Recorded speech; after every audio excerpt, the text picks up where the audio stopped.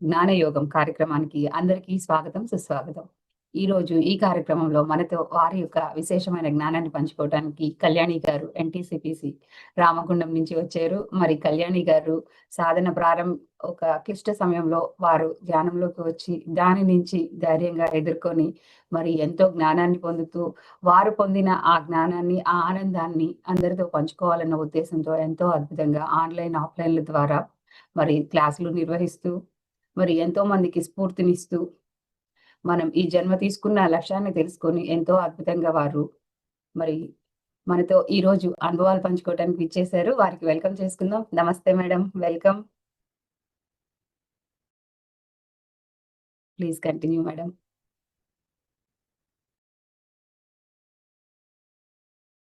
మీరే అన్మ్యూట్ చేసుకోండి, వస్తుంది.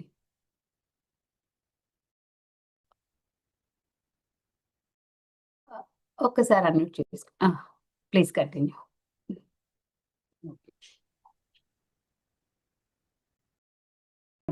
పితామహి గారికి ఆత్మ ప్రణామాలు. నా ఆత్మగురువు అయిన వంశీ కిరణ్ మాస్టర్ కి ఆత్మ ప్రణామాలు. ఇక్కడ విచ్చేసి నాకు ఈ అవకాశం ఇచ్చిన మీ అందరికీ కృతజ్ఞతాభివందనాలు. ఓకే మాస్టర్స్, నా పేరు కళ్యాణి. నేను ఎన్టీపీసీ రామగుండం, తెలంగాణ మాది. నేను ధ్యానంలోకి ఎలా వచ్చాను అంటే, ధ్యాన పరిచయం అయితే ఉంది నాకు. నా ధ్యానంలో నా తొలి గురువు ఎవరు అని అంటే అమ్మ. మన జీవితానికి తొలి గురువు అమ్మే, ధ్యానానికి కూడా నా గురువు అమ్మే. మా అమ్మ చేస్తూ ఉండేది, నాకు చెప్తూ ఉండేది. బట్ ఏమంటారు, కర్మ కాలేదాకా నిర్లక్ష్యమే కదా. అదిగో అలా కర్మ కాలే అంతవరకు నేను ధ్యానాన్ని సరిగ్గా పట్టుకోలేదు. ఎప్పుడైతే కరోనా టైంలో నేను నా ఆత్మీయులను కోల్పోయానో, ఆ సమయంలో కరోనా పాజిటివ్ వచ్చి ఒంటరిగా ఉన్నప్పుడు అదిగోండి అప్పుడు ధ్యానంలోకి వచ్చాను, ధ్యానం చేశాను. బట్ ఎందుకు చేశాను, ఎందుకు చేస్తున్నాను అన్నది కూడా నాకేమీ తెలియదు. ఆ సమయంలో బాధలో నుంచి బయటకి ఏ లింక్ వస్తే అలా ఆ టైంలో నాకు ఏర్పడ్డ భయానికి మా అమ్మతో పాటు మా అమ్మ వాళ్ళ చెల్లి చిన్నమ్మ రత్నమాల మేడం అని తను ధ్యానం చేస్తారు. సో తన ఆ టైంలోనే జూమ్ లింక్స్ ప్రారంభం అవడము, కరోనా టైంలో ఇదిగో ఇది చేసుకో, ఈ టైంలో ఇదిగో ఇక్కడ ఉంది, ఇందులో జాయిన్ అవ్వు, మెడిటేషన్ చేయు, నీకు ఇలా ఆ భయం పోవడానికి అది అని చెప్పి ఎప్పుడు ఏ టైం నాకు అవసరమైనా సరే ధ్యానానికి అంటే అర్ధరాత్రి నేను భయపడుతూ లేచినా సరే తను నాకు హెల్ప్ చేస్తూ ధ్యానంలో కూర్చోబెడుతూ ఉండేది.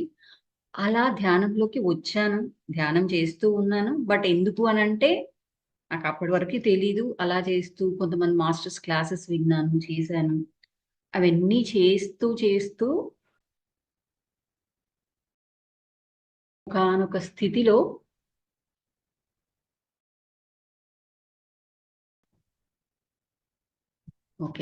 ఒకానొక స్థితిలో నేను ఏంటి అంటే ధ్యానం చేస్తూ కొంతమంది మాస్టర్స్ క్లాస్ వింటూ నా ప్రశ్నలు, నాకు అప్పుడు డౌట్స్ వచ్చేవి, అడిగేదాన్ని మాస్టర్స్ని. మిగిలిన వాళ్ళందరికీ డౌట్స్ క్లారిఫై అయ్యి హ్యాపీనెస్ వచ్చేది, వాళ్ళకంటే తృప్తి దొరికేది. కానీ నా సమాధానం, నా ప్రశ్నకి సమాధానం వాళ్ళు ఇచ్చింది నాకు సాటిస్ఫాక్షన్ అవ్వకపోయేది. అలా చేస్తూ కొంతమంది మాస్టర్స్ చేయించే ప్రాసెస్లో నాకు భయం వేసి ఈ మాస్టర్స్ వద్దు, నాకు ఇది వద్దు, సరే ధ్యానం అయితే చేస్తానని మ్యూజిక్ అలా పెట్టుకొని కూర్చునేదాన్ని. ఒకరోజు మా చిన్నమ్మే వంశీ సార్ క్లాసెస్ అంటే యూట్యూబ్ లింక్స్ అలా ఫార్వర్డ్ చేసింది. శ్రీకృష్ణ పూర్ణత్వం నేను ఫస్ట్ టైం విన్నాను వంశీ సార్ క్లాస్ యూట్యూబ్లో. అది విని అలా 1, 2 వింటూ అప్పుడు ఇక్కడ ఏంటి అంటే సార్ క్లాస్ ఒకటి వింటూ ఉన్నప్పుడు నాకు అప్పుడు నా హార్ట్లో ఏంటి, నా ప్రశ్నలకి సమాధానం దొరికింది, నాకు ఒక గురువు దొరికారు అని ఆ క్షణంలో నాకు అనిపించింది. ఇంకా ఆ రోజు నుంచి అలా బయట నుండి వచ్చిన వంశీ సార్వి జూమ్ లింక్స్ ఏది వస్తే అది జాయిన్ అయ్యేదాన్ని. అలా జాయిన్ అవుతూ సార్ స్వప్న రహస్యాల గురించి చెప్పినప్పుడు అప్పటి వరకు నాకు ఇంకేం మాస్టర్ క్లాస్ వద్దు, నేను దేని మీద చెయ్యను, ఓన్లీ మెడిటేషన్ చేస్తాను అన్న నేను, నాకు తెలియకుండానే వంశీ సార్ పేరు చెప్పినప్పుడు కూడా కళల మీద చేస్తారన్నప్పుడు కూడా నాకు ఎవరు వద్దు అన్నాను. కానీ తెలియకుండా ఆ రోజు కనెక్ట్ అయిపోయాక కళలు, అసలు నాకు ఈ పరిస్థితి ఎందుకు వచ్చింది, నేను ఇలా ఎందుకు ఒంటరిగా ఉండాల్సి వచ్చింది, వీటన్నింటినీ కళల ద్వారా చూసుకుంటూ నాకు ఆ సమయంలో ఏర్పడ్డ భయం ఎందుకు వచ్చింది, నేను గత కాలంలో ఎలాంటి కర్మలు చేయడం వల్ల ఈ రోజు ఈ పరిస్థితిని, అంటే పత్రి సార్ ఒకటి మనకు చెప్తూ ఉంటారు, నా వాస్తవానికి నేనే సృష్టికర్తని. మరి నా వాస్తవాన్ని నేను సృష్టించుకున్నాను అన్న విషయము ఉంది. కానీ అసలు ఎందుకు సృష్టించుకున్నాను, ఎలా సృష్టించుకోవాల్సి వచ్చింది అనే జ్ఞానం ఎక్కడొచ్చింది అంటే వంశీ సార్ దగ్గరికి వచ్చాక. అప్పుడు ఏదైతే మొదలు పెట్టుకొని ఆ ఆత్మీయులను కోల్పోయిన దుఃఖంలో నుంచి ఎప్పుడైతే బయటికి వస్తూ ఉన్నానో, వంశీ సార్ ఇంకా అప్పుడు నాకు స్టార్ట్ చేశారు ఏంటి అంటే, నువ్వెలా బయటకు వచ్చావో అలాగే ఇతరులకి కౌన్సిలింగ్స్ ఇస్తూ వాళ్ళని కూడా ఆ దుఃఖంలో నుంచి బయటకు తీసుకురా, అంటే నువ్వు పొందిన జ్ఞానాన్ని ఇతరులకి పంచు. అలా సద్గురుస్ మూవ్మెంట్ ప్లాట్ఫామ్ ద్వారా మాకు కొంతమంది క్లయింట్స్ని ఇవ్వడము, మేము ఒక గ్రూప్ పెట్టేసి వాళ్ళకి డైలీ మెడిటేషన్, కౌన్సిలింగ్స్, కళలను డీకోడ్ చేయడము. ఇలా అంటే నేను బాధలో ఉండాల్సిన నేను వీటన్నింటినీ చేసుకుంటూ ఒంటరితనాన్ని ఏకాంతంగా మార్చుకోమంటారు కదా, అదిగోండి ఆ ఏకాంతంగా మార్చుకునే ప్రయత్నంలో ఉన్నాను. ఇంకా సక్సెస్ అంటే సాధించడం అంటే ఆధ్యాత్మికతలో సాధించేది ఏమీ ఉండదు, చేసుకుంటూ వెళ్ళాల్సిందే. సో అలా ఆ విధంగా నేను ముందుకు వెళ్తూ ఉన్నాను. ఈరోజు నేను ఇలా ఉండడానికి కారణం ఎవరు అంటే వంశీ సార్, ఒకానొక స్థితిలో సుకన్య మేడం, వీరిద్దరూ, ఆ తర్వాత నా ఫ్రెండ్స్, కో మాస్టర్స్, ఒక్కొక్కరు నేనున్న స్థితిలో నాకు కావాల్సిన కౌన్సిలింగ్స్, కావాల్సిన జ్ఞానము, గా మాస్టర్స్ ఇచ్చే డ్రీమ్స్, వీటన్నింటి ద్వారా, వీరందరి ద్వారా ఈరోజు ఇదిగోండి నేను ఇక్కడ మీ ముందులా ఉన్నాను. సో ఈ స్థితికి కారణమైన ప్రతి ఒక్క మాస్టర్కి, మా అమ్మ నాన్న కావచ్చు, నాకు సహాయం చేసి కష్టకాలంలో తోడుగా ఉన్న ప్రతి ఒక్కరికి కూడా, వాళ్ళందరికీ దీని సాక్షిగా అందరికీ కృతజ్ఞతలు తెలియజేస్తున్నాను. ఇది బ్రీఫ్గా నా గురించి మాస్టర్స్. ఓకే, అయితే ధ్యానంలోకి వచ్చాము. జీవించడం అంటే ఇక్కడికి వచ్చాక మనకు ఒక ప్రశ్న ఏం చెప్తారు అని అంటే, నేను ఇది పత్రి సార్ దగ్గర విన్నాను, వంశీ సార్ దగ్గర విన్నాను, జన్మ తీసుకున్నది ఎందుకంటే ఆనందంగా జీవించడానికి అంటారు. మరి మనం నిజంగా ఆనందంగా జీవిస్తున్నాం, మరి మన ఆనందానికి అడ్డేంటి అంటే ధ్యానంలో కూర్చుంటున్నాం. ధ్యానంలో ఉన్నంతసేపు హ్యాపీగా ఏది లేదు, శూన్య స్థితిలోకి వెళ్ళిపోతారు. అక్కడ ఆ బ్లిస్ఫుల్నెస్ ని, హ్యాపీని ఫీల్ అవుతారు, అయిపోతుంది. మరి ధ్యానంలో నుంచి బయటకు వచ్చాక మళ్ళీ దుఃఖము, బాధ ప్రతి క్షణము. అరే ఇది కాదు అనుకుంటాం, వెంటనే బాధలోకి వెళ్ళిపోతూ ఉన్నాం. మరి ఈ బాధలోకి వెళ్ళి మన ఆనందానికి అడ్డు ఎవరు పెట్టుకుంటున్నారు? అసలు అడ్డొచ్చేది ఏంటి అంటే మనమే మన ఆనందానికి అడ్డు. అంటే అసలు మన జీవితానికి ఎవరు అడ్డు కాదు, మనం చేసే దేనికి ఎవరు అడ్డు కాదు, మనమే అడ్డు, మనం ఏర్పరచుకున్నట్టు. అయితే ఇక్కడ ఏంటి అంటే ఒక మాట చెప్తారు, దేనికైనా సరే మనం ఇక్కడికి వచ్చింది ఏంటంటే కర్మ రుణాల వల్లే కదా.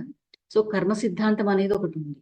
కానీ నేను అంటే ఒక మాట చెప్తారు సార్, తెచ్చుకున్న బాధలు, పుచ్చుకున్న బాధలు. తెచ్చుకున్నవి 20% అయితే పుచ్చుకున్నవి 80%. మరి ఈ 20% వరకు నేను ఈరోజు వెళ్ళట్లేదు, అంటే కర్మ సిద్ధాంతం వైపు వెళ్ళట్లేదు. భౌతికంగా మనం తెచ్చుకున్న బాధల్లో నుంచి బయటికి రావాలి. ఎందుకంటే ఈ బయట భౌతికంగా ఉన్న అడ్డు తొలగించుకోవాలి. అయితే దీనికి కర్మ సిద్ధాంతానికి లింక్ లేదా అంటే కొన్ని సందర్భాల్లో, కొన్ని విషయాల్లో అక్కడ కూడా లింక్ ఉంటుంది. కానీ నేను ఇప్పుడు ఆ లింక్ వైపు వెళ్ళట్లేదు. అయితే ఈ భౌతికంగా మనం తెచ్చుకొని మనం పెట్టుకున్న అడ్లు ఏంటి అంటే, అసలు మనం జన్మ తీసుకున్నది ఎందుకు అని అంటే ఆనందంగా జీవించడానికి అని అనుకున్నాం కదా. మరి మనం అలా జీవించకుండా దుఃఖంలో ఉండడానికి కారణం ఎవరు అంటే, సో మన ఆనందానికి మనకి మధ్యలో ఉన్న అడ్డంకులు ఏంటి, వాటిని ఎలా తొలగించుకోవాలి, మన జీవితంలో జరిగే ప్రతి దాన్ని కూడా మనకి అంటే మిర్రర్ ఎఫెక్ట్ అంటాం, అంటే ప్రతిబింబంగా మార్చుకొని మనల్ని మనం ఎలా పరిశోధించుకోవాలి. ఎప్పుడైతే అంటే వీటన్నింటికి చేసుకోవాల్సింది అంతఃశోధన, ఆత్మ పరిశీలన దాకా వెళ్ళట్లేదు, స్వీయ పరిశీలన. అంటే ఇవన్నీ చేసుకున్నప్పుడు మనం మనకున్న అడ్లు తొలగించుకుంటూ ముందుకెళ్తాం. అంటే ప్రతి క్షణం హ్యాపీగా ఉండాలి, ఎలాంటి పరిస్థితుల్లోనైనా ఆనందంగా ఉండాలి. ఎందుకంటే జీవితంలో అన్నీ ఉన్నా ఆనందంగా ఉండని వాడు ఉన్నాడు, ఏమీ లేకున్నా హ్యాపీగా ఉండేవారు ఉన్నారు. అంటే ఎన్ని కష్టాలున్నా సరే హ్యాపీగా ఉన్నది ఎవరు అంటే మనం కృష్ణుడి గురించి చెప్తాం. భోగభాగ్యాలు అన్నీ ఉన్నా ఆనందంగా లేనివాడు ఎవరు అంటే అదే మహాభారతంలో ధృతరాష్ట్రుడు, అతని పిల్లలు. మరి ఎందుకండి అంటే ప్రతి క్షణం దేన్ని నాకు ఈ రాజ్యం పోతుందేమో, నాకు ఇది ఉండదేమో అని అంటే కేవలం రాజుగా ఉంటేనే ఆనందిస్తాము. రాజుగా ఉంటేనే నాకు అధికారము, నాకు విలువ ఉంటది అనొక ముద్ర వేసుకున్నారు. అందుకనే ఈ రాజ్యాధికారం ఎక్కడ కోల్పోతాను అన్న బాధ, భయము ఈ రెండింటి ద్వారా ధృతరాష్ట్రుడు ఎప్పుడు అన్‌హ్యాపీగా ఉన్నాడు. అదే కృష్ణుడు హ్యాపీగా ఎందుకున్నాడు అనంటే, ఎలాంటి పరిస్థితుల్లోనైనా ఈరోజు ఇది ఉంటదా? ఉంటది. పోతదా? పోతది. అయితే ఆ పరిస్థితి వచ్చినప్పుడు కూడా దాన్ని ఎలా స్వీకరించాలి? అందులో నుంచి బయటకి రావడానికి ఏం చేయాలి? దీన్ని నన్ను నేను ఎలా మార్చుకోవాలి? ఎందుకంటే చిన్నప్పటి నుండి ప్రతి క్షణం ఏదో ఒక అసురుడు సంహారం అంటే కృష్ణుడిని చంపడానికి రావడము, అతను రక్షించుకోవడము, బృందావనం రేపల్లే మొత్తం తగలబెట్టేశారు. అయినా సరే బాధపడకుండా ఇంకో ప్లేస్‌కెళ్ళి బృందావనాన్ని సృష్టించాడు కృష్ణుడు. మరి అంటే ఏంటి ఇక్కడ? ఓహో! ఇక్కడ నేనేం తీసుకోవాలి? వాళ్ళందరూ బాధనిచ్చినా సరే, నేనింకొకటి కొత్తగా క్రియేట్ చేసుకోవచ్చు అనే విషయాన్ని కృష్ణుడు తెలుసుకొని అక్కడ బృందావనాన్ని నిర్మించి అక్కడ తన జీవితాన్ని హ్యాపీగా గడిపాడు. అంటే మనం కూడా మన లోపలికి మనం పరిశోధన చేసుకొని, ఈ పరిస్థితి నాకేం నేర్పిస్తోంది? ఏం నేర్పించడానికి లేదా నన్ను నేనేం తెలుసుకోవడానికి అంటే నేనెక్కడ ఇంప్లిమెంటేషన్‌లో ఇంకా రాంగ్‌గా ఉన్నాను. ఆచరించట్లేదు సరైనది అని మనం తెలుసుకున్నప్పుడు ఇదెప్పుడు తెలుసుకోగలం అంటే మన లోపలికి మనం పరిశీలన చేసుకున్నప్పుడు మాత్రమే తెలుసుకుంటాం ఫ్రెండ్స్. అయితే అసలు ఈ పరిశీలన తెలుసుకోవాలి అన్నా మన దృష్టి అంటే దృక్పథం మారాలి. ఈ దృక్పథం విషయంలో ఒక చిన్న స్టోరీ చెప్తాను నేను. అందరికీ తెలిసిందే వాట్సాప్‌లోను లేదా ఇంకా మాస్టర్స్ అందరూ విన్నదే. ఒక సముద్రం ఒడ్డున ఒక స్త్రీని ఒక అతను ఉంటారు. ఆ స్త్రీ ఒడిలో అతను తలబెట్టుకొని పడుకుంటాడు. పక్కన ఒక బాటిల్ ఉంటది. ఆ సీసాలో వాటర్. అంటే అక్కడ దూరం నుండి ఇదంతా ఒక వ్యక్తి చూస్తూ ఉంటాడు. అక్కడేంటి అంటే అతను చూసినప్పుడు ఏమనుకుంటాడు? అరె! ఛీ! ఇంతమందిలో ఇలా ఒక యువతి ఒడిలో ఒక యువకుడు తలబెట్టుకొని పడుకున్నాడు. వీళ్ళు సరికాని అంటే వాళ్ళ మీద ఒక నెగెటివ్ థాట్ అదొస్తది. అదొచ్చినప్పుడు ఏం చేస్తాడంటే అనుకుంటూ వాళ్ళని తిట్టుకుంటూ ఉంటాడు. నిజం చెప్పాలి అంటే అసలు వాళ్ళని అంగీకరించలేడు. కానీ అక్కడ ఒక ప్రమాదం సముద్రంలో ఒక పడవ బోల్తా పడతది. అంటే అక్కడ సంథింగ్ ఎవరో వెళ్ళినప్పుడు సముద్రంలో కొట్టుకుపోతూ ఉంటే ఆ యువకుడు వెళ్లి రక్షిస్తాడు. అప్పుడు ఇతను కూడా దగ్గరికెళ్తాడు. వెళ్ళినప్పుడు ఆ యువకుడు రక్షిస్తాడు. ఇతనికి ఈత రాదు, రక్షించలేడు. అతను ఆ నలుగురు, ఐదుగురిని ఐదో వ్యక్తిని తీసుకురావడానికి అతను చాలా కష్టపడాల్సొస్తది. ఇతన్ని వెళ్ళమన్నా అతనికి ఈత రాదు కాబట్టి వెళ్ళడు. ఎప్పుడైతే రక్షిస్తాడో అతడిని అక్కడున్న స్త్రీని చూసినప్పుడు ఆమె వయస్సు చాలా ఎక్కువగా ఉంటది. అతని వయస్సు తక్కువగా ఉంటది. అంటే ఆమె తల్లి, అతను కొడుకు వాడేమనుకుంటాడు మందుంది అనుకుంటాడు. కానీ వాటర్. అంటే ఇక్కడ జరిగింది ఏంటండి? అంటే దూరం నుండి అంటే దాని విషయ అవగాహన లేనప్పుడు మనం దాన్ని అంటే ఒక స్టాంప్ ఏసుకుంటాం. ముద్రేసేస్తాం యాక్చువల్‌గా. ఇదిగో ఇది వీళ్ళింతే. ఇది ఇంతే అని. కానీ దాన్ని పరిశీలించినప్పుడు దగ్గరగా వెళ్లి అంటే మన దృక్పథాన్ని మార్చుకున్నప్పుడు కానీ మనకది అవగాహన అవ్వదు. మరది అవగాహన అవ్వాలి అన్నా బయట పరిశీలనే కాదు లోపల కూడా పరిశీలించాలి. మరి మనం ఇక్కడ వెతుకుతామండి అంటే మన ప్రతి ఆనందానికో, ప్రతి దుఃఖానికో కారణాన్ని బయట వెతుకుతూ ఉంటాం. కానీ మన లోపలికెళ్ళి మనం వెతుక్కోవాలి.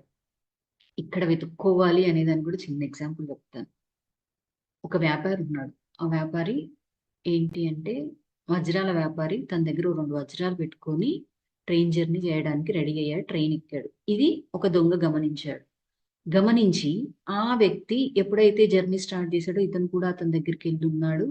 అతన్ని గమనిస్తూ ఉన్నాడు. గమనిస్తూ ఉంటే అప్పుడు వ్యాపారికి కొంత అర్థమై ఏం చేశాడు? భయపడుతూ ఉన్నాడు ఫస్టు.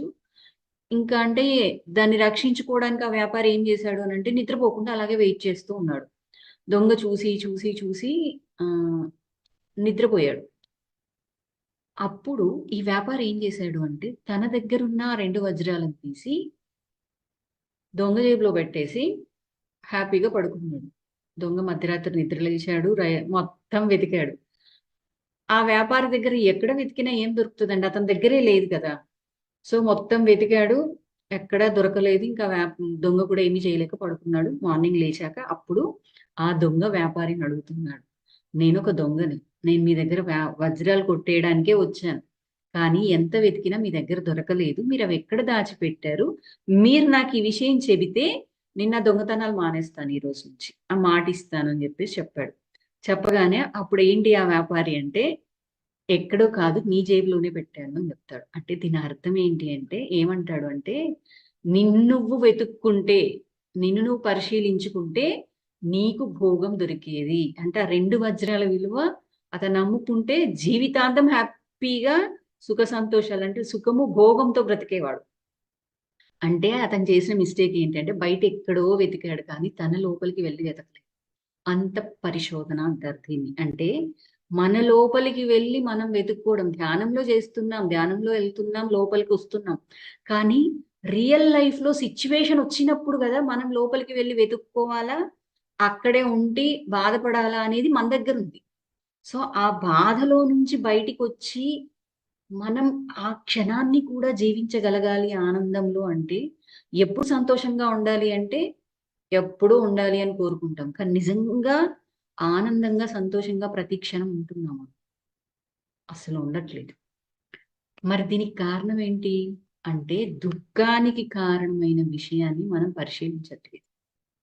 ఆ పరిశీలన చేసుకున్నప్పుడు దుఃఖంలో నిజంగా ఆనందంగా ఎప్పుడు ఉండాలి అంటే దుఃఖంలో ఉన్నప్పుడే ఉండాలి. అప్పుడే సమస్యకి పరిష్కారం దొరుకుతుంది. ఆ దుఃఖంలో నుంచి బయటికి రాగలం.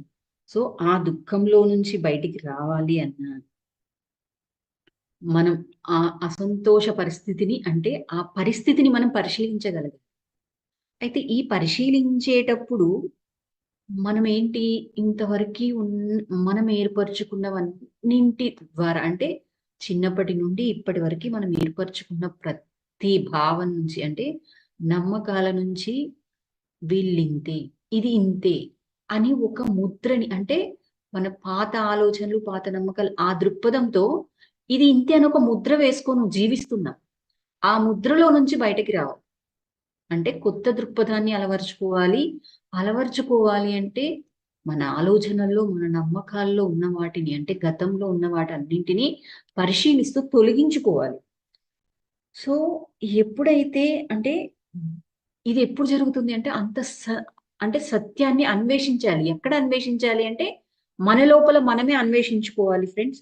మరి సత్యాన్ని అన్వేషించినప్పుడు మనకి ఏం లభిస్తుంది అంటే, అబద్ధం అనే ఇప్పటి వరకు వేసుకున్న ముసుగంతా తొలగిపోయి నిజం బయటపడుతుంది.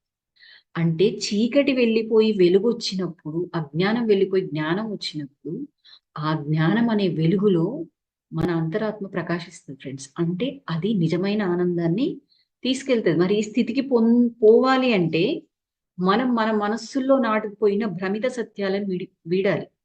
అంటే ఇప్పటి వరకు ఇదే కరెక్ట్, ఇది ఇలా ఉంటేనే బాగుంటది, వీళ్ళు ఇలా ఉంటేనే కరెక్ట్, వీళ్ళు నాకు నచ్చినట్టుగా ఉండాలి, ఇవన్నింటినీ భ్రమిత సత్యాలు. వీటన్నింటినీ విడిచిపెట్టి మనం వాటి స్థానంలో జ్ఞానం వైపు మన దృష్టిని మరల్చాలి.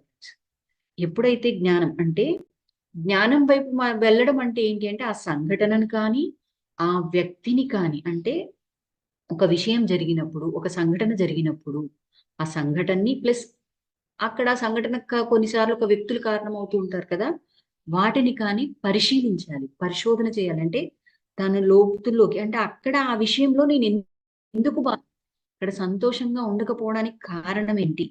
అంటే ఎప్పుడైతే మనం ఈ పరిశోధన చేస్తూ ఉంటామో మన దుఃఖానికి కారణం మనకి వెలుగులోకి వచ్చాక దుఃఖం అనేది కరిగిపోతుంది ఫ్రెండ్స్. అంటే వెలుగు వచ్చినప్పుడు చీకటి మాయమైపోతుంది కదా. అంటే అప్పుడు అసలు అక్కడ చీకటి లేదు, వెలుగే ఉంది, కానీ మనం చీకటిని చూస్తూ ఉన్నాం. ఎప్పుడైతే వెలుతురు ప్రసరిస్తుందో చీకటి ఆటోమేటిక్ గా మాయమైపోతుంది. ఆ వెలుగు రావాలి అని అంటే పరిశోధించాలి. మరి మనం పరిశోధించడానికి, మన పరిశోధనలకి అడ్డుగా ఉన్నవేంటి? మనం ముద్రలు వేసుకున్నాము అన్నాం. ఆ ముద్రలకు కారణాలు ఏంటి? దుఃఖంగా ఉండడానికి కారణాలు ఏంటి అంటే, ఫస్ట్ అహంకారం ఒకటి, 2 అవగాహన లేమి, మనం ఒక విషయాన్ని అన్ని కోణాల్లోనూ పరిశీలించలేకపోవడం, ఇంకా అంటే గతకాలపు నమ్మకాలు అండ్ ఆశించడం, ఫిర్యాదు చేయడం, ఇవన్నీ కూడా ఉన్నాయి. ఇవన్నీ మళ్ళీ ఏంటి అంటే ఒకదానికొకటి ఇంటర్లింక్ అయి ఉంటాయి ఫ్రెండ్స్. ఇప్పుడు ఉంటాయి. ఏంటిది ముందు చేయాల్సింది ఏంటి అంటే, అసలు పరిశోధన స్టార్ట్ చేయాలి అంటే నేను ఇప్పటి వరకు నేను చేస్తున్నది, నేను ఆలోచిస్తున్నది, నేను చూస్తున్నది కరెక్ట్ అనే ముద్రలో నుంచి బయటికి రావాలి. అంటే నేను దీన్ని పరిశీలించాలి అని మనమే నిర్ణయం తీసుకోవాలి. అప్పుడే మనం ముద్రలో నుంచి విముక్తి అవుతాం. అయితే ఇక్కడ ముద్ర, స్టాంపింగ్ అని చెప్తున్నాను నేను. అసలు ముద్ర వేయడం అంటే ఏంటి అంటే, ఒక వ్యక్తి గురించి కానీ, ఒక సంఘటన గురించి కానీ హేతుబద్ధంగా ఆలోచించలేకపోవడం, నిజం తెలుసుకోకుండా నిర్ణయించేయడం. దీన్నే పత్రికారు ఏం చెప్తారంటే జడ్జిమెంట్. అంటే ఒక విషయాన్ని, ఒక వ్యక్తిని ఆ క్షణానికి మనకు అనిపిస్తే స్టాంప్ వేసేస్తాం. ఇంకా వీళ్ళింతే, ఇది ఇంతే అని చెప్పేసి.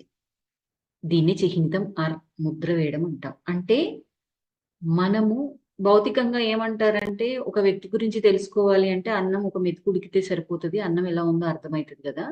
అలాగే ఒక సంఘటన ద్వారా ఒక వ్యక్తిని జడ్జ్ అంటే డిసైడ్ చేయొచ్చు. కానీ ఆధ్యాత్మికంలోకి వచ్చాక నాకు అర్థమైంది ఏంటి అంటే, ఎవరిని, ఏ వ్యక్తిని, ఈ ఈ అంటే ఏ సంఘటనని కూడా దీని ద్వారా ఇంకా లైఫ్ అంతా ఇంతే, వీళ్ళింతే అని ఎప్పుడు డిసైడ్ చేయకూడదు.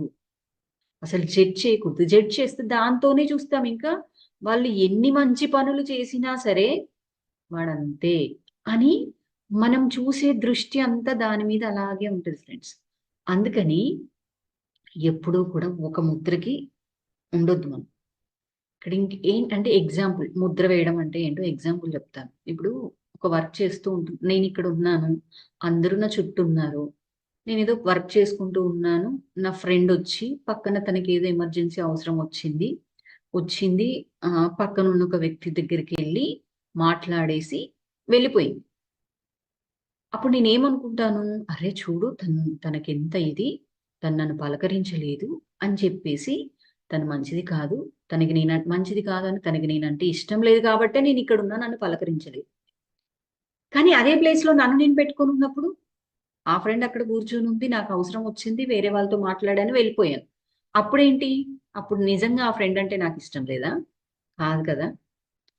అంటే అక్కడ సిచ్యువేషన్ ఏంటి, తనకు అరే ఏమంటావు, నాకు ఎమర్జెన్సీ వచ్చింది, వెళ్ళి మాట్లాడేసి వెళ్ళొచ్చాను, తనంటే నాకు ఇష్టం లేకపోవడం కాదు అని. అంటే ఇక్కడ ఏంటి, మనం ఆలోచిస్తున్న విధానము, నేను ఆ ప్లేస్ లో ఉన్నప్పుడు ఒకలాగా, ఇంకొకరు ఉన్నప్పుడు ఇంకొకలాగా ఆలోచిస్తున్నాం. దీన్ని మార్చుకోవడమే అంత పరిశోధన. అరే ఆ ప్లేస్ లో ఉంటే నేనేం చేసేదాన్ని. ఇది ఒకటి.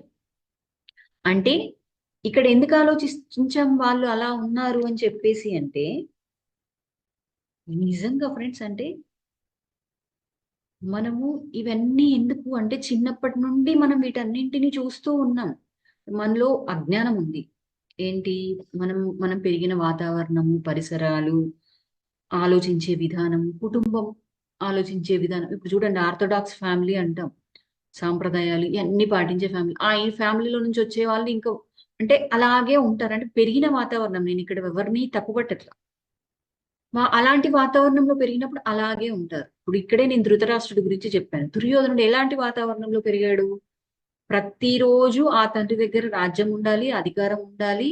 అందుకోసం మనం అంటే తెలియకుండా వాళ్ళు చెప్పిన ఆ మాటల వల్ల దుర్యోధనుడికి ఎక్కడ స్టార్ట్ అయిందండి పాండవుల మీద ద్వేషం, కోపం. అంటే అక్కడ స్టార్ట్ అయ్యి ఇంకా నేను అంటే నేను అధికారంలో ఉండడానికి, నాకు రాజ్యం రాకపోవడానికి కారణం ఎవరు? పాండవులు. సో వాళ్ళ మీద ద్వేషాన్ని పెంచు. అంటే పెరిగిన వాతావరణం అది. సో ఆ వాతావరణంలోనే ధర్మరాజు కూడా పెరిగాడు. కానీ అక్కడ కుంతి చెప్పిన విధానము, అంటే కుంతి అందించిన జ్ఞానము, ధృతరాష్ట్ర అందించిన జ్ఞానము, వీళ్ళు తీసుకున్న విధానము అన్నీ కలిపి ఒకరిని రాజ్యం కోసం కాదు, వాడు నా సోదరుడు, ఎలాంటి పరిస్థితుల్లో ఉన్నా సహాయం చేయాలి అనుకున్నాడు కాబట్టి ధర్మరాజు వనవాసంలో ఉన్నప్పుడు దుర్యోధనుణ్ణి వాళ్ళని అక్కడ ఒక ఆటవిక తెగసం ఎవరో దాడి చేస్తే వెళ్ళి రక్షిస్తాడండి, నా తమ్ముడు అని చెప్పేసి. మరి అతను ఎందుకు అలా ఉన్నాడు అంటే, ఇవేవి నాకు అడ్డు కాదు, అంతా ఒకటి. అంటే నేను అన్న అహం లేదు అవన్నీ. అంటే ఎప్పుడు వస్తుందండి, ఇప్పుడు అహం మనకు అడ్డు అని చెప్పుకున్నాను నేను. మరి అహం పోగొట్టుకోవాలి అంటే అవగాహన రావాలి. అవగాహన రావాలి అంటే ఊరికే వచ్చేస్తుందా? ఏది ఊరికే రాదు. మరి ఏం చెయ్యాలి అంటే, ఈ అవగాహనకి మనం ఉన్న పరిస్థితిని ప్రతిబింబంగా మార్చుకోవాలి. ఇప్పుడు ఇక్కడ ఓకే, ఇప్పుడు మనం ఇది ఇంతవరకు. ఇప్పుడు భౌతికంగా ఒక విషయం తీసుకుందాం. ప్రజెంట్ పరిస్థితుల్లో ఇంట్లో ఉన్న ఒక ఫ్యామిలీ ఉంది. కొంతమందికి కొన్ని అలవాట్లు ఉంటాయి, కొంతమందికి ఇంకొన్ని అలవాట్లు ఉంటాయి. వీళ్ళకున్న అలవాటు వాళ్ళకు ఉండదు. కొంతమందికి ఏంటంటే ఎక్కడ తీసిన వస్తువు అక్కడే ఆ క్షణంలో పెట్టేస్తూ ఉంటారు. కానీ ఇంట్లో పిల్లలు కావచ్చు, పిల్లలు ఏం చేస్తారు, బయట స్కూల్ నుంచి వస్తారు, బ్యాగ్స్ బయట అంటే గిరాటేస్తారు, ఎక్కడ పడితే అక్కడ పడేస్తూ ఉంటారు. అలా పడేసినప్పుడు ఆ క్షణం మనకి ఏమనిపిస్తుంది అంటే, నేను ఇంత బాగా పెట్టుకుంటూ ఉంటే మీరు ఎక్కడ పడితే అక్కడ పడేస్తున్నారని కోపం వస్తుంది. కానీ ఆ కోపం వచ్చినప్పుడు వాళ్ళ మీద అరవడం కంటే కూడా దాన్ని మన సెల్ఫ్ చెక్ తీసుకోవాలి. ఏంటి, నాకు ఇక్కడ వీళ్ళు అన్ని ఎక్కడ అంటే సరిగ్గా పెట్టిన వస్తువు పెట్టిన చోట పెట్టట్లేదు, ఎక్కడ పడితే అక్కడ పడేస్తున్నారు అన్నప్పుడు దీన్ని మన సెల్ఫ్ చెక్ తీసుకోవాలి. ఏంటి అంటే లోపలికి, అంటే లోపల మనల్ని మనం పరిశీలించుకోవడానికి వాడుకోవాలి. ఎలా మరి పరిశీలించుకోవడము అంటే, సరే వీళ్ళు ఈ వస్తువుల్ని పెట్టట్లేదు, నేను పెడుతున్నాను. మరి నేను నా ఆలోచనని అంటే భౌతికంగా ఇది మన ఇల్లు. కానీ మనకేంటి ఇల్లు, మన ఈ మనసుకి అంటే సంతులిత మనస్సే మన ఇల్లు. మరి ఆ మనస్సులో నేను అన్ని సరిగ్గా పెడుతున్నాను, నా ఆలోచనలను సరిగ్గా పెడుతున్నాను.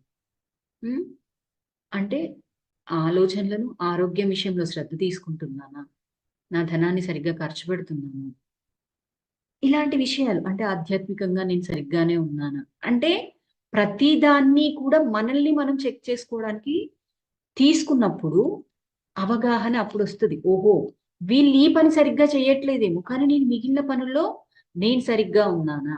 అంటే ఎప్పుడైతే ఈ పని పెడతామో అప్పుడు ఏం జరుగుతుంది, ఓహో ఈ విషయంలో నేను సరిగ్గా లేను, వాళ్ళు ఆ విషయంలో సరిగ్గా లేరు. మరి అలాంటప్పుడు వాళ్ళని కోపం అంటే నేను చేస్తున్నాను అన్న, నేను ఇలా సరిగ్గా ఉన్నాను అన్న అహాన్ని తీసేసి నేను అంటే నన్ను నేను చెక్ చేసుకొని నా మూలంలోకి వెళ్తానా వెళ్ళను. అప్పుడు ఇంకెక్కడ అవగాహన వస్తుంది కదా, నేను ఈ విషయంలో సరిగ్గా లేను, వాళ్ళు ఆ విషయాల్లో సరిగ్గా లేరు. సో వాట్, సో ఇప్పుడు నేనేం చేయాలి అంటే, నాకేం అర్థమైంది, ఓహో నేను ఆరోగ్యం పట్ల శ్రద్ధ పెట్టి అని ఆ క్షణం నుంచి ఆరోగ్యం గురించి శ్రద్ధ తీసుకుంటాం. అప్పుడు ఆ విషయం మనల్ని బాధిస్తుందా, మన కొత్త విషయాన్ని నేర్పించింది, నాలో ఉన్న లోపాన్ని వెతుక్కొని సరిదిద్దుకునే అవకాశం ఇచ్చింది అని ఆనందంలోకి వెళ్తాం. అది దుఃఖానికి అంటే అహం రావడం. అహం వల్ల నిజంగా మనిషి ఎందుకు అంటే, నన్ను గుర్తించట్లేదనో, నేను ఇదనో, ఇక్కడ ఇది జరగలేదు, నాకు ఇది జరగలేదు, వీటన్నింటి వల్లే కదా ఇది ఇంతే వీళ్ళు ఇంతే అని మనం ఒక ముద్ర పెట్టుకున్నాం. అంటే వాళ్ళని జడ్జ్ చేసేసి డిసైడ్ చేసేసాం, నిర్ణయించేసాం. అందుకని ఎప్పుడు ఎక్కడ దేన్ని నిర్ణయించకండి, ఇది ఇంతే అని చెప్పేసి. ఆ స్థితి జరిగిన అంటే ఇక్కడ పిల్లల గురించి, భార్యాభర్తలు ఉన్నారు, భర్త అనుకున్నట్టుగా భార్య ఉండదు. అంటే ఇక్కడ మెయిన్ ఏంటి అంటే, మనం అనుకున్నట్టుగా మనం ఊహించినట్టుగా ఎప్పుడైతే ఏదైతే జరగట్లేదో అప్పుడు మనలోకి మనం వెళ్ళి పరిశీలించుకున్నప్పుడు, పరిశీలించాలి, పరిశోధన చేసుకున్నప్పుడు ఏం జరుగుతుంది అని అంటే మనకు అర్థమవుతుంది నిజంగా మన భావాలు, మన మాటలు, మన ఆలోచనలు, చర్యలు అన్నీ ఒకే దిశగా ప్రయాణం చేస్తున్నాయా. ఈ క్షణం ఇక్కడ ఉన్నాను, నేను ఇక్కడ క్లాస్ చెప్తున్నాను, సమ్ పని చేస్తున్నాను అంటే శరీరం ఇక్కడ ఉంది, మనస్సు ఇంకెక్కడో ఉంది ఆలోచనలతో, నా లోపల భావన ఇంకొకలాగా ఉంది, నా బయట చేసే చర్యలు ఇంకొకలాగా ఉన్నాయి. మరి ఎలాగండి హ్యాపీగా ఉంటాం అంటే, ఈ విషయం మనకు అర్థమవుతుంది. అంటే మనలో ఉన్నది మనకు అర్థమైనప్పుడు, దాన్ని గుర్తించినప్పుడు దాన్ని మార్చుకుంటాం. అంటే ఎప్పుడైతే ఇవన్నీ ఒకదానితో ఒకటి అనుసంధానమై ఒకే వైపు ప్రయాణం చేసి ఒకే పని చేస్తాయో అప్పుడు ఈ అవగాహన మనకి దుఃఖాన్ని దూరం. డెసిషన్ అయితే నాకు జరిగిందో దాన్ని నేను చెక్ చేసుకున్నప్పుడు, ఓహో బయట జరిగే విషయం అంటే మనం ఎదుటి వారిలో ఏ గుణాన్ని అయితే చూస్తూ ఉన్నామో అది మనలో ఉంది. మనలో మనకి ఎదుటి వాళ్ళలో ఇది పాయింట్ అవుట్ అవుతుంది.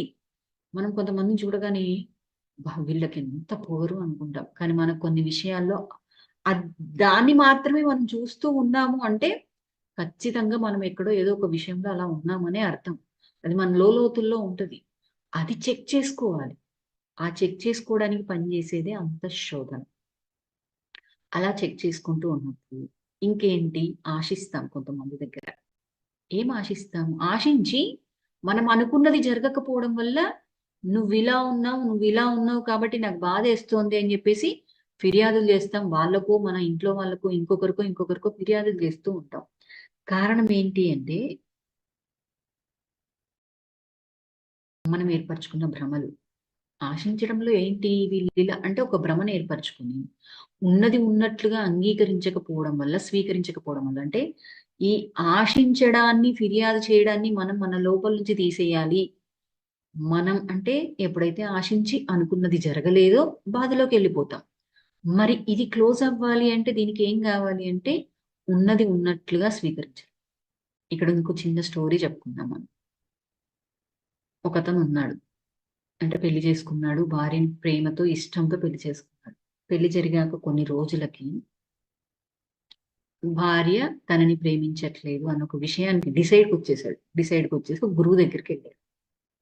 ఆ గురువు దగ్గరికెళ్ళి చెప్పాడు. "ఏంటి నాయన" అంటే, "నా భార్య నన్నిలా ప్రేమించట్లేదండి" అని. అప్పుడు ఆ గురువు ఒక ప్రశ్న అడుగుతాడు. ఏంటి అంటే, "నువ్వు పెళ్లి చేసుకున్నప్పుడు హ్మ్, అంటే నువ్వు పెళ్లి చేసుకున్నావు గదా! ఆ యువతి అప్పుడెలా ఉందో ఇప్పుడు అలాగే ఉంది కదా!" అంటే, "అవును" అంటాడు. "మరి నువ్వు ఇప్పుడెందుకు అప్పుడున్న ప్రేమ ఇప్పుడు నీకంటే తను మారిపోవడం వల్ల నేను తనని ప్రేమించలేకపోతున్నాను" అంటాడు. అప్పుడున్న ఆ యువతి ఇప్పుడు అలాగే ఉంది. మరి నువ్వెందుకు ప్రేమించలేకపోతున్నావు? సూక్ష్మ పరిశీలన అంటే చాలా చిన్న విషయాన్ని పరిశీలించమంటాడు. ఆ పరిశీలించినప్పుడు అప్పుడు ఆ గురువు ఒక చిన్న ఎగ్జాంపుల్ చెప్తాడు. ఏంటి అంటే, ఇక్కడ ఒక దర్జీ ఉంటాడు. మనం ఆ దర్జీకి ఒకటి జాకెట్ కుట్టమని ఇస్తాం. ఆ జాకెట్ కుట్టినప్పుడు దర్జీ ఏంటి తన కొలతలకి తన ఇష్టానుగుణంగా కుడతాడు. అంటే ఆ ఇచ్చిన వ్యక్తికి అది సరిపోతుందా? సరిపోదా? అనేది లేదు. నేను కుట్టాను కాబట్టి లావుగా ఉన్నాడు. సరే తను సన్నబడి వేసుకోవాలి అంతే. అలా ఫిక్స్ అయిపోయి కుడతాడు. అతను ఎప్పుడు సన్నగవ్వాలి, ఇతను ఎప్పుడేసుకోవాలి, ఎప్పుడు వేసుకుంటే ఇతనికి ఆనందమొస్తది. అంటే జీవితకాలం ఆ వ్యక్తి ఎవరికైతే ఆ జాకెట్ ఇచ్చాడో ఆ వ్యక్తి దాన్ని చూస్తే అతను ఫీల్ అవుతాడు. ఇతను ఫీల్ అవుతూనే ఉంటాడు. ఇన్ కేస్ అతనికో లేకపోతే ఇంకెవరికైనా అది జరిగినా అంటే అది ఆ జాకెట్ సరిపోయినా ఆనందంగా ఉంటాడా అంటే ఉండడు. మళ్ళీ తిరిగి ఇంకో కొత్త జాకెట్ కుడతాడు. అంటే ఏంటి ఇక్కడ జాకెట్ కుట్టడము అంటే, వీళ్ళిలా ఉండాలి, ఇలా ఉంటేనే నేను ఆనందంగా ఉంటాను అని మనం అనుకోవడమే జాకెట్ కుట్టడం. అంటే ఆశించడమే జాకెట్ కుట్టడం. హ్మ్. మరి పరిశీలన చేసుకోవాల్సింది అంటే, ఇక్కడ ఈ వ్యక్తి పెళ్లి చేసుకున్నప్పుడు ఆ యువతిని ప్రేమించాడు ఓకే. కానీ ఏంటి పెళ్ళైన తర్వాత భార్య నా మాట వినాలను, ఇలా ఉండాలి, ఇలా ఉంటది. ఈ ఎక్స్‌పెక్టేషన్స్ అన్నీ పెడతారు. నిజంగా ప్రేమించి పెళ్లి చేసుకున్న వాళ్ళ వివాహాలు కూడా ఎందుకు ఫెయిల్ అవుతున్నాయి అంటే, ఆ గంటో, 2 గంటలో కలిసున్నప్పుడు అంతవరకే చూస్తాం. జీవితం అంటే పూర్తిగా కలిసున్నప్పుడు అప్పటి వరకు మనం పెట్టిన ఎక్స్‌పెక్టేషన్స్ అన్నీ చూసుకుంటూ, ఇదిగో నాకు నచ్చినట్టుగా ఉండట్లేదు. నువ్విలా లేవట్లేదు. లేదా నేను చెప్పినట్టుగా నువ్వు డ్రెస్ చేసుకోవట్లేదు. నేను చెప్పినట్టుగా నువ్వు మాట్లాడట్లేదు.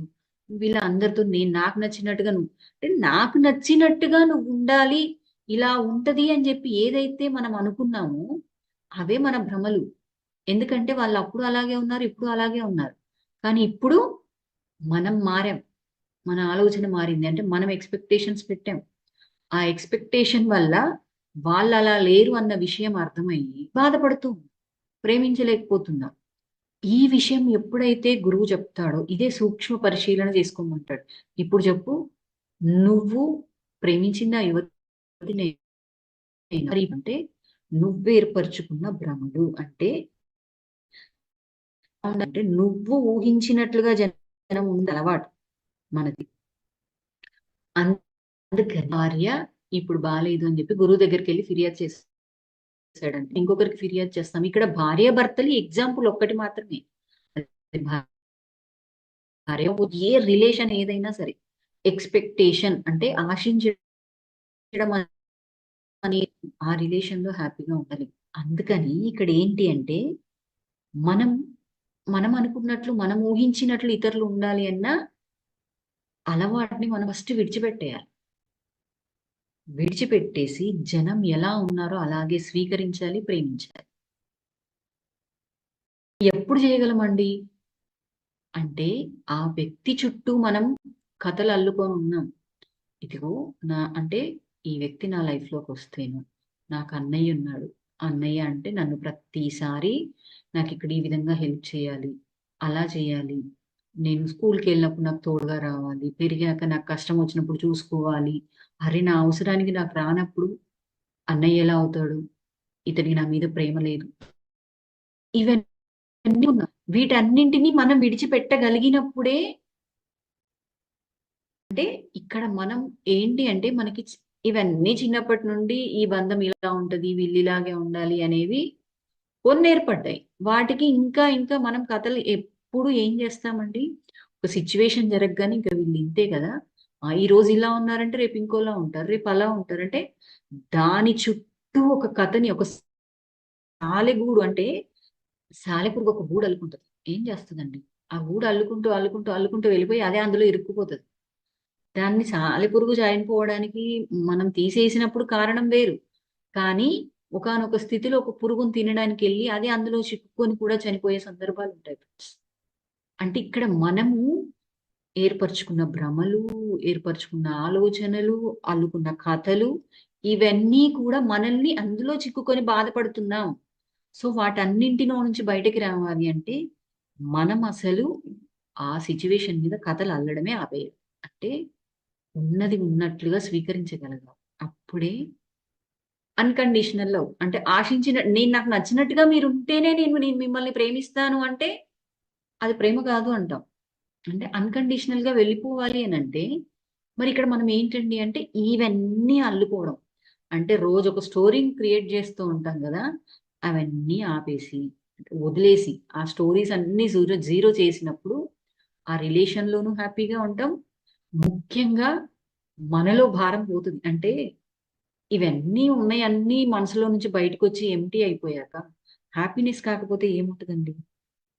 అంటే మనం ఎప్పుడు కూడా ఫిర్యాదులు మానేసి ఏం చేయాలి అంటే విషయాన్ని పరిశీలించాలి. అది రిలేషన్ అవ్వచ్చు. ఏ విషయమైనా మనల్ని బాధ పెడుతోంది అన్నప్పుడు ఆ విషయాన్ని పరిశీలించాలి. ఆ పరిశీలనలోకెళ్తూ ఉన్నప్పుడు కూడా మనకు అడ్డొచ్చేది ఏంటి అంటే మనం గతంలో ఏర్పరచుకున్న నమ్మకాలు.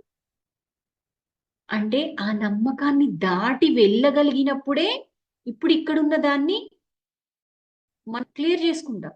నమ్మకాన్ని దాటి వెళ్ళనప్పుడు మళ్ళీ అక్కడే ఉండి కొత్తగా అంటే ఒక విషయాన్ని మనం ఒక వైపు నుండే చూస్తూ ఉన్నాం. అన్ని వైపుల నుండి చూడగలిగినప్పుడు ఆ విషయం పట్ల అవగాహన మారిపోతది. పరిశీలన జరిగి అంటే మన ఆత్మ వరకి మనం చేరుకుంటాం. ప్రతిబింబంగా మార్చుకొని ఈ విషయంలో నేనెక్కడ తప్పు చేస్తున్నాను? నేనెక్కడ సరిగ్గా లేను అని చెక్ చేసుకొని మన లోతుల్లోకెళ్ళి మనం దాన్ని తీసేసుకున్నప్పుడు అప్పుడు అంటే నిజాయితీతో మనల్ని మనం సెల్ఫ్ చెక్ మనల్ని మనం తరిచి చూసుకున్నప్పుడు, స్వీయ పరిశీలన చేసుకున్నప్పుడు, ఆ దుఃఖంలో నుంచి బయటకొస్తాం. దీనికి ఒక 3 స్టెప్స్ ఉంటాయి. ఏంటి అంటే, ఇప్పుడు మనం అనుకున్నాం ముద్రలేసుకున్నాం. ఈ సిట్యుయేషన్ బాధపడింది అంటే అసలు ఎలా చెక్ చేసుకోవాలంటే, ఒకటి మౌలికం ఫస్ట్ స్టెప్. సెకండ్ దర్పణం. మూడోది మాట్లాడటం. ఇక్కడ ఏంటి మౌలికం అంటే ఏంటంటే మనకిప్పుడు ఒక విషయం ఇబ్బంది పెడుతుంది కదా! దాన్ని పూర్తి క్లారిటీతో నిన్నే విషయం అయితే ఇబ్బంది పెడుతుందో దాన్ని గుర్తించాలి. అంటే ఇక్కడ వాళ్ళలా ఉండడం వల్ల బాధపడుతున్నావా? ఇప్పుడు నేను ఎగ్జాంపుల్ చెప్పాను. వాళ్ళలా ఉండడం వల్ల బాధపడుతున్నారా?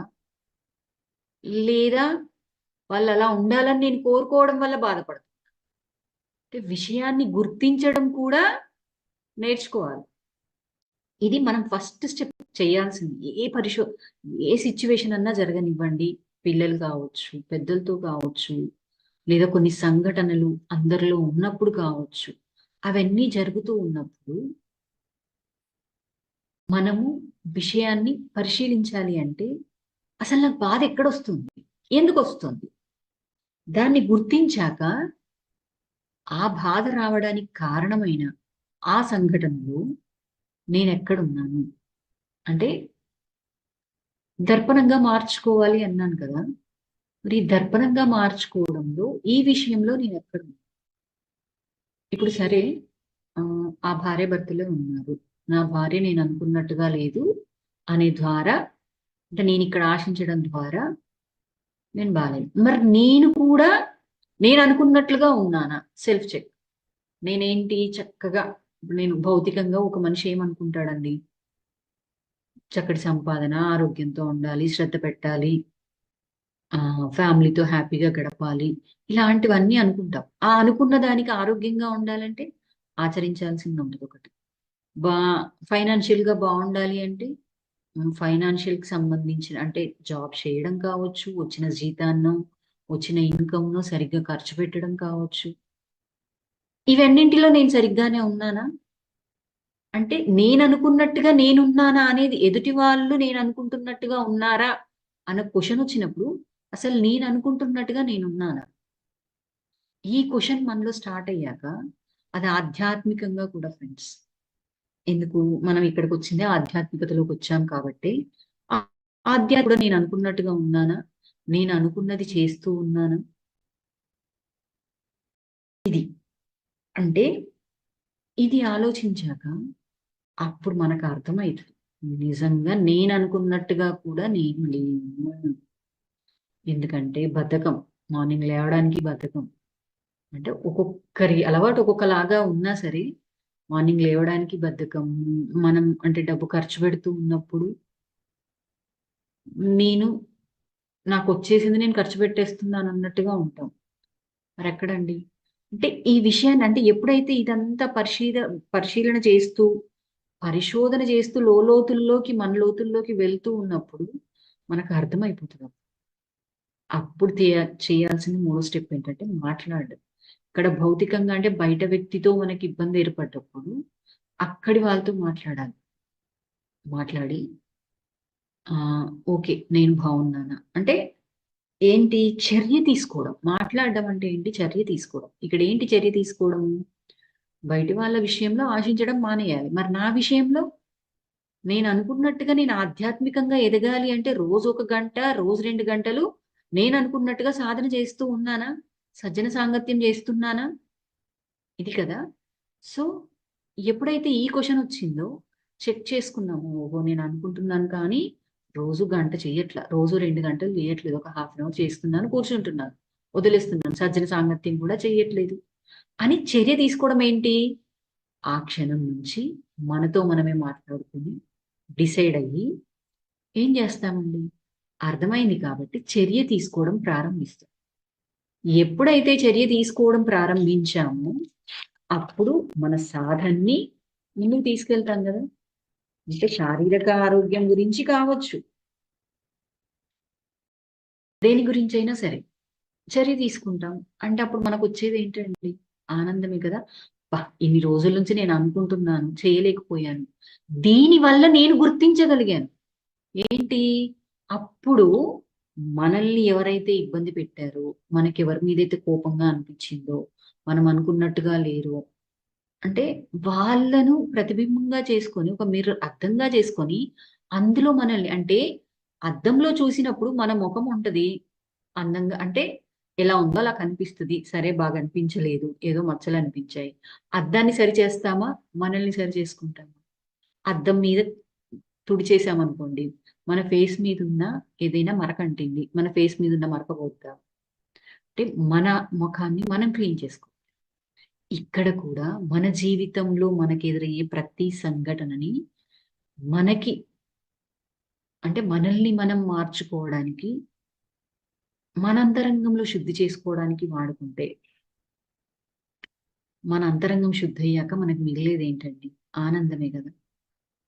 సో ఈ ఆనందం అయితే ఇక్కడ ఇది మనం ఏమనుకుంటున్నామంటే ప్రతి క్షణం ఆనందంగా ఉండాలి, ఎప్పుడు ఆనందంగా ఉండాలి, సంతోషంగా ఉండాలి అని అనుకుంటాం.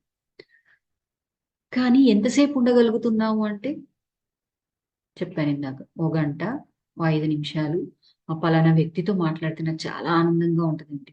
ఆ వ్యక్తి ఉన్నంతసేపు ఆనందంగా ఉంటుంది. ఒక క్లాస్కి వెళ్తే ఆనందంగా ఉంటుందండి. ప్రజెంట్ అంటే ఒక ప్రోగ్రామ్ పెట్టారు, ప్రకృతిలోకి వెళ్ళడము, అలా వెళ్ళినప్పుడు హ్యాపీగా ఉంటానండి. నేనే ఉన్నాను. తపోవనంలో వర్క్ షాప్ జరుగుతుంటాయి. అక్కడికి వెళ్ళిన 3 రోజులు ఆనందం అండి. గురువు సమక్షంలో ఉంటే ఆనందం అండి. మరి తర్వాత ఎందుకు లేవు? అంటే మన ప్రశ్నకి ఎప్పటికీ ఉండాలనుకుంటాం. కానీ ఉంటున్నది ఎంతసేపు ఉంటున్నావు అంటే 5 నిమిషాలు, 10 నిమిషాలు, గంట. అంటే అందరితో ఉన్నప్పుడు ఇలా అనుకుంటున్నాం. అంటే మనం సంతోషంగా ఉండాలి అంటే స్పష్టంగా చూడడం నేర్చుకోవాలి. స్పష్టంగా చూడడం నేర్చుకోవడం ఏంటండి అంటే, మనం జర్నీ చేస్తున్నాం, కార్లో డ్రైవింగ్ చేస్తూ వెళ్తున్నాం. కార్ అద్దం మీద దుమ్ము పడింది అనుకోండి, మనకు ముందు రోడ్డు కనబడుతుందా? వెనక వాడు హారన్ కొడుతూ ఉంటాడు. వీడు ఎందుకు హారన్ కొడుతున్నాడు అనుకుంటూ వెళ్ళిపోతాం. అది ఎక్కడో ఒక కార్ దేనికో దానికి గుద్దుకొని ఏదో పొదల్లోకి వెళ్ళి ఎక్కడికి వెళ్ళి ఆగిపోతుంది. అప్పుడు అర్థమవుతుంది వెనక వాడు హారన్ ఎందుకు కొట్టాడు, కారుకున్న దుమ్ము వల్ల నాకు రోడ్డు కనిపించకపోవడం వల్ల నేను పొదల్లోకి వచ్చాను. అంటే దీన్నే మనం చేసే అనవసరమైన ఆలోచనలన్నీ ఆపేసినప్పుడు స్పష్టంగా చూడగలుగుతాం. నిజంగా మన పట్ల మనకి స్పష్టత ఎప్పుడు వస్తుందండి? ధ్యానంలోకి వెళ్ళాక చాలా ఆలోచనలు వస్తూ ఉంటాయి కదా. ఆ ఆలోచనలు అన్నీ పోతూ పోతూ పోతూ పోతూ ఉన్నప్పుడు అప్పుడు స్పష్టత వస్తుంది. మనకు అప్పుడు అనిపిస్తుంది, అరే ఇది ఎప్పుడో జరిగిన సంఘటన కూడా ఈ రోజు నాకు ధ్యానంలో గుర్తొచ్చింది. నిజంగా ధ్యానంలో ఆలోచనలు రావద్దు, ఓకే, కానీ ఆలోచనలు వస్తున్నాయి అంటే మన మనస్సు, మన ఆత్మ మనకు కొన్ని గుర్తు చేస్తుంది, నువ్వు ఇంకా క్లియర్ చేసుకోవాల్సిన ఉన్నాయి. ఆ విషయం తెలిసినప్పుడు కదా దాన్ని క్లియర్ చేస్తాము. ఓహో, నా చిన్నప్పుడు ఎప్పుడో ఏర్పరచుకున్న ఒక బ్లాకు, ఏర్పరచుకున్న నమ్మకమో ఇంకా నాలో ఉండిపోయిందా, దీన్ని నేను క్లియర్ చేసుకోవాలి. ఎప్పుడు అంతర్దృష్టి పెట్టి మూలంతో సంబంధం. ఇక్కడ అంతర్దృష్టి దేని వరకు తీసుకెళ్ళాలి? ఆత్మ వరకు తీసుకెళ్ళాలి. అంటే మనం ఇప్పుడు ఇక్కడ ఏమనుకుంటున్నాము? ధ్యానంలోకి రానంత వరకు వచ్చాక కూడా అవగాహన వచ్చింది, కానీ దాన్ని ఎంతవరకు ఆచరిస్తూ అలా జీవించగలుగుతున్నామో నాకు తెలీదు. మూలము అంటే ఆత్మ. ఆత్మగా జీవిస్తున్నామా, శరీరంగా జీవిస్తున్నామా? ఈ ఆత్మగా జీవించడం, శరీరంగా జీవించడం అనేది ఏదైతే ఉందో దాన్ని కనుక అంటే మనం ఇప్పటి వరకు నేను చెప్పాను నమ్మకాలు. నమ్మకం అనే కళ్ళజోడు నుండే మనం చూస్తున్నాం. ఆ నమ్మకాలనే కళ్ళజోడును తీసేసినప్పుడు మనము ముందుకెళ్తాం. దీనికి కూడా ఒక చిన్న ఎగ్జాంపుల్ చెప్తాం. ఎక్కడో ఒక చోట ఒక తెగ ఉంది. వాళ్ళు ఎలా పనిచేస్తారు అంటే రివర్స్, అంటే కాళ్ళతో నడుస్తారు, కాళ్ళతో పనులు చేస్తూ ఉంటారు. వాళ్ళకి సమయం అంటే అలా చేస్తూ ఉంటే వాళ్ళకి అసలు తెలియదు. ఒక వ్యక్తి, సాధారణ వ్యక్తి వస్తాడు, వచ్చి ఏంటి ఏంటి మీరు ఎందుకు ఇలా చేస్తూ ఉన్నారు, చేతులతో నడవచ్చు కదా, చేతులతో మీరు కాళ్ళతో అంటే రివర్స్ లో ఉండి కాళ్ళతో పని చేస్తే మీకు సమయం ఎక్కువ పడుతుంది, చేతులతో పని చేయాలి, ఇలా నడవాలి అంటే అవును అలా కూడా చేస్తారా, ఇది మాకు చూపించండి అంటారు. అంటే వాళ్ళు చేసే ఒక పని, అంటే ఒక పని చేయడానికి వాళ్ళకు ఒక గంట పట్టింది అనుకోండి, ఇతను నార్మల్ వ్యక్తి సాధారణంగా కాళ్ళతో నడుస్తూ చేతులతో పని చేయడం వల్ల ½ లో పూర్తయిపోయింది. అంటే వాళ్ళు రోజంతా చేసే పనుల్ని ఇతను తొందరగా చేసి చూపించాడు. ఆ చూపించినప్పుడు అప్పుడు వాళ్ళకి అర్థమై వాళ్ళు అడుగుతారు, అరే మాకు ఇది నేర్పించవా? ఆ వ్యక్తి వాళ్ళకి నేర్పిస్తాడు. అంటే ఇక్కడ వీళ్ళు పెట్టుకున్న కళ్ళజోడు ఏంటండి అంటే కాళ్ళతో పని చేయాలి, ఇదే కరెక్ట్ అనే ఒకటి పెట్టుకున్నారు. దాని నుంచే చూసారు, దాని నుండే పని చేశారు. కాబట్టి వాళ్ళకి ఎప్పుడైతే ఇంకో వ్యక్తి వాళ్ళకి వచ్చి ఇదిగో ఇలా ఉంటది అన్నప్పుడు అర్థమైందో దాన్ని తీసేశారు. తీసేసి చేతులతో పని చేసుకోవడం, కాళ్ళతో నడవడం మొదలు పెట్టారు. వాళ్ళ జీవితం చాలా సులువైపోయింది. అంటే ఇక్కడ మనం పెట్టుకున్న కళ్ళజోళ్ళు మనం తీసేయాలి ఫ్రెండ్స్. అయితే మరి కళ్ళజోడు తీసేయాలన్నా, ఇంకా మనకు అవగాహన రావాలి అన్నా ఇంకొక ఎగ్జాంపుల్ చెప్తాము. దీంతో మనం కంప్లీట్ చేసుకుందాం. ఏంటి అంటే ఒక తెగ ఉండేదంట. వాళ్ళు పిల్లలు పుట్టగానే ఒక 2.5 సంవత్సరాలు రాగానే పెద్ద పండగలాగా చేసుకొని వాళ్ళకి పర్మనెంట్ కళ్ళద్దాలు చెక్కతో చేసినవి కళ్ళకు కుట్టేవారంట. రెడ్ కలర్ అద్దాలు కుట్టి, అంటే ఇప్పుడు మనమే ఉన్నాం ఫ్రెండ్స్, సన్ గ్లాసెస్ పెడతాం బ్లాక్ కలర్, ఏదో కలర్ పెట్టుకుంటాం. బయట వెళ్తే మనకి ఏం కనబడుతుందండి? మన స్పెట్స్ లో ఏ కలర్ ఉందో ఆ కలరే కనబడుతుంది. అలా పిల్లలకి చిన్నప్పటి నుండి మొత్తం ఇంకా అంటే ఆ తెగలో 2.5 సంవత్సరాలు వచ్చాయి అని అంటే మొత్తం మందికి అవే కళ్ళద్దాలు, అందరూ అలాగే చూసేవారు. సో అందరికి ఒకటే కనబడుతుంది. అలా చూస్తూ ఉన్నప్పుడు ఒక అబ్బాయికి అలాగే కుట్టిచ్చారు, చేశారు. ఆ అబ్బాయికి 5-6 సంవత్సరాలు వచ్చుంటాయి. ఒకరోజు అనుకోకుండా అతని అద్దాలు ఊడిపోయాయి. పొరపాటు ఎక్కడో జరుగుంటది కుట్టడంలో. అవి ఊడిపోయాయి. ఆ రోజు ఒక క్షణం మనం బయటికెళ్ళినప్పుడు ఇలా తీసి చూసామనుకోండి, అరే ఏంటి ఇదంతా నల్లగా కనబడుతుందని అద్దాలు తీసినప్పుడు దాని ఒరిజినాలిటీ కనబడుతుంది కదా! ఆ ఒరిజినాలిటీని అతను చూస్తాడు. కానీ వెంటనే అద్దాలు పెట్టేసుకుంటాడు, వదిలేస్తాడు. కానీ ఆ చూసిన దృశ్యం అతన్ని వదలదు ఫ్రెండ్స్. అతన్ని వదలదు. ఏంటిది? ఏంటిది? అని ఆలోచిస్తూ ఉంటాడు. ఆ ఊర్లోకి ఒక అతనొస్తాడు సన్య. అంటే వీళ్ళంతా పిచ్చివాడంటారు. ఒక సన్యాసి వస్తాడు. వచ్చినప్పుడల్లా అతన్ని వెళ్ళగొట్టేస్తారు. ఎందుకంటే అతనికి అద్దాలు ఉండవు. సో మా పిల్లలు కూడా అతనిలాగా తయారైపోతారేమో. అంటే మనం కూడా ఏంటి జనరల్‌గా ఒక గురువు ఉంటే తీసుకొస్తాం, సత్కరిస్తాం గానీ మన పిల్లల్లో మనము వెళ్లి గురువుల దగ్గరికెళ్ళం. ఎందుకంటే ధ్యానం చేయమనంటే ఆ ధ్యానంలో అంటే నేను విన్నాను ఈ మాట. ధ్యానం చేస్తే ఎక్కడికో ఎళ్ళిపోతారంట కదా! అక్కడేదో జరిగిపోతదంట గదా! నువ్వు చేసి అక్కడికేమి ఎళ్ళాల్సిన పని లేదు. నువ్వు ఆపేయి అని బయట అన్నవాళ్ళు, నిజంగానే అలా జరిగితే మన పరిస్థితి ఏందో, మనకు అవసరమా అని ఆగిపోయిన రోజులు గూడా ఉన్నాయి. అంటే ఆ గురువు సాధించాడని ఒప్పుకుంటాం గానీ, మన పిల్లల్లో మనము అలా తయారవ్వాలి అంటే మళ్ళీ మనకు భయమేస్తది కదా!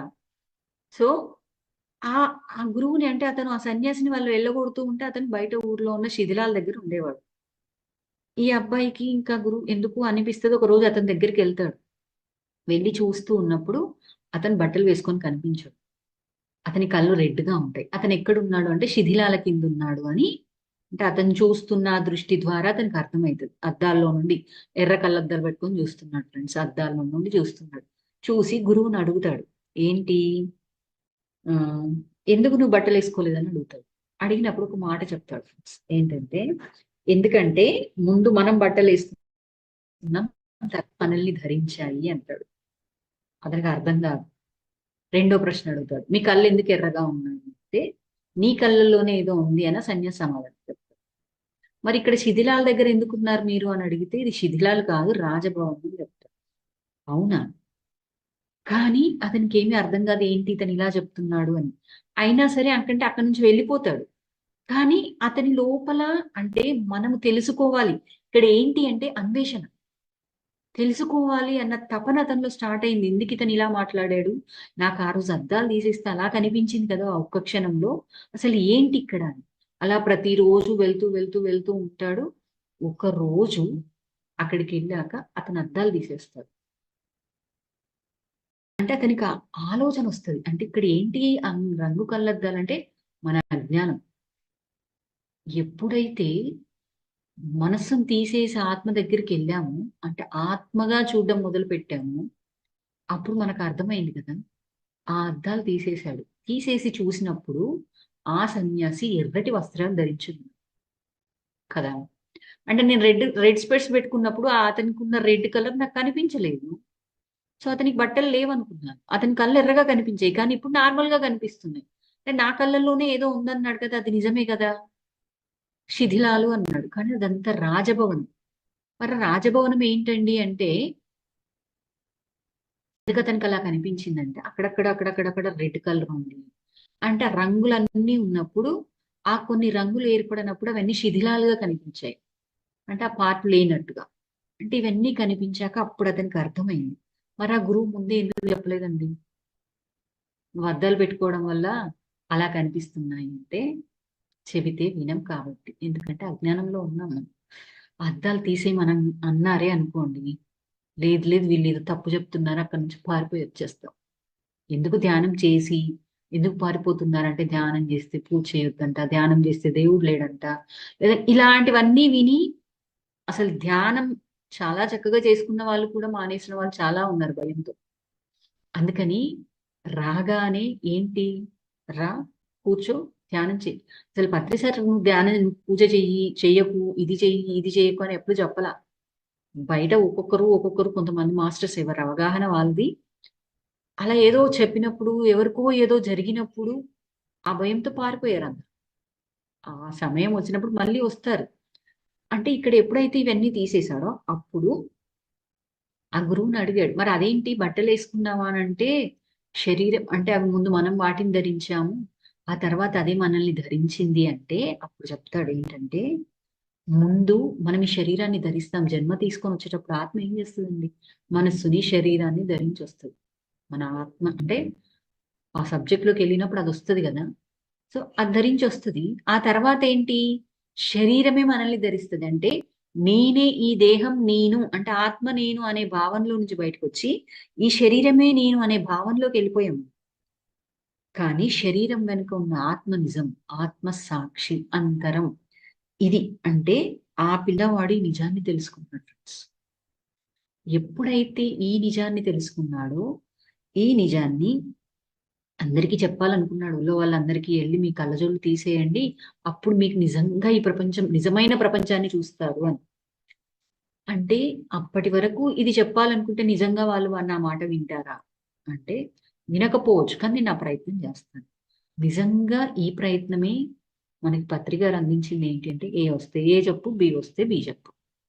నువ్వు ధ్యానం చేయి, ఒక్కరోజే చేసావు, నీకు ఆ క్షణం నీకేం అనుభవం వచ్చింది, నీకేం అనిపించిందో అదే చెప్పు, అంతకు మించి ఇంకేమీ లేదు.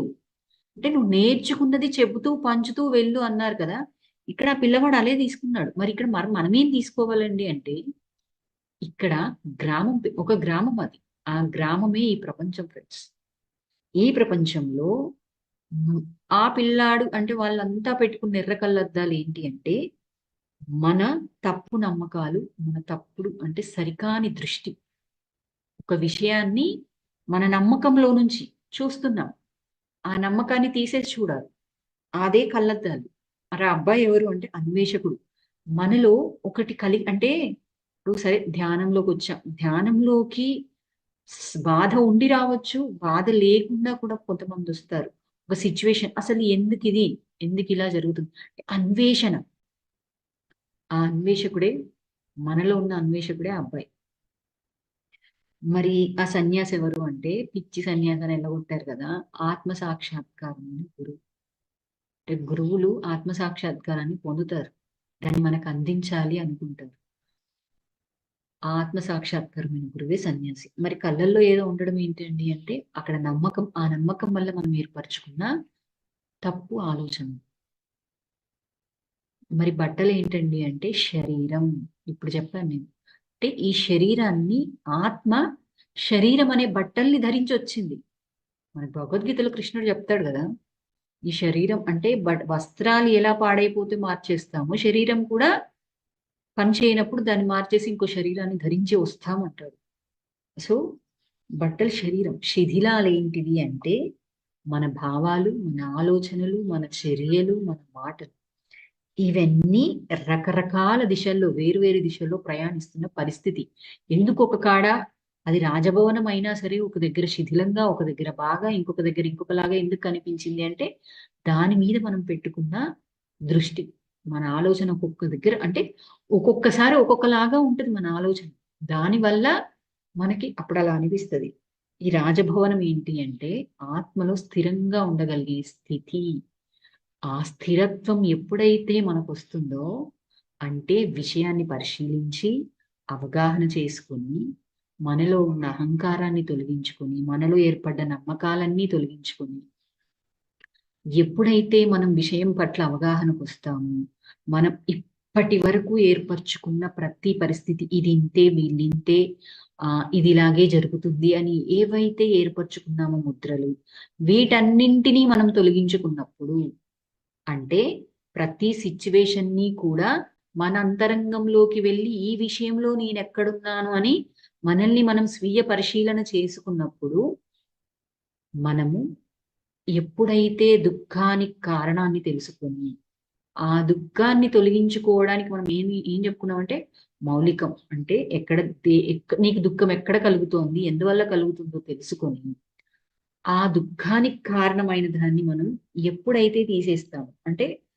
ఆ ముద్ర కారణాన్ని తెలుసుకున్నాం, దాన్ని దర్పణంగా అంటే మనం ఆ విషయంలో ఎక్కడ పొరపాటు, అలాంటి విషయాలు వాళ్ళు ఎదుటి వాళ్ళు చేస్తూ ఉన్నారు కావచ్చు, కానీ ఇక్కడ నేను ఎక్కడ తప్పు చేస్తున్నాను, సరికాని విధంగా ఉన్నాను అని చెక్ చేసుకొని సామాజికంగా, ఆర్థికంగా, శారీరకంగా, మానసికంగా, ఆధ్యాత్మికంగా ఈ అన్ని విషయాల్లో ఎక్కడ పొరపాటు చేస్తున్నానో తెలుసుకొని మాట్లాడడం. అంటే చర్య తీసుకోవడం మొదలు పెడతాము. ఓహో! అప్పుడు ఆనందం వస్తది. ఆ సిట్యుయేషన్ ని మనకు క్రియేట్ చేసిన వాళ్ళకి, క్రియేట్ చేసిన యూనివర్స్‌కి ఆ విషయం అంటే ఒక కోపాన్ని రప్పించారో, సరిగ్గా లేరనే అనిపించారో, వాళ్ళందరి పట్ల కృతజ్ఞత కూడా వస్తది ఫ్రెండ్స్. అప్పుడు మనకు ఉండేది, మిగిలేది ఏంటి అంటే సదా ఆనందమే.